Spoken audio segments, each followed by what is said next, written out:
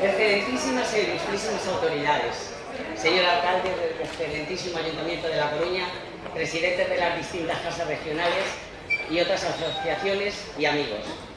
Bienvenidos todos a esta 12ª Feria de Abril, que lleva el nombre de Ciudad de La Coruña, porque cumplimos con una tradición de 12 años ya, disfrutando de la música, del color, del sabor y del calor de la Feria de Abril, compartiendo con todos los coruñeses, tanto andaluces como gallegos, pero unidos todos por los mejores lazos, que son los del amor y la amistad.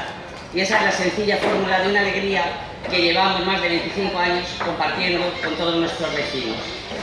Con esta caseta de feria salimos a los jardines de Méndez Núñez para convivir unos días con un aire diferente, con unos cantes y unos bailes que nos relajen de la rutina diaria. Poder aparcar los problemas fuera de esta caseta y entrar con una sonrisa a disfrutar de la fiesta. Que ahora más que nunca esta carpa sirva para compartir unos ratos de sana y desenfadada convivencia en esta ciudad tan bonita de la que todos nos sentimos orgullosos. Agradecer de corazón a todos los que han hecho posible la celebración de esta feria.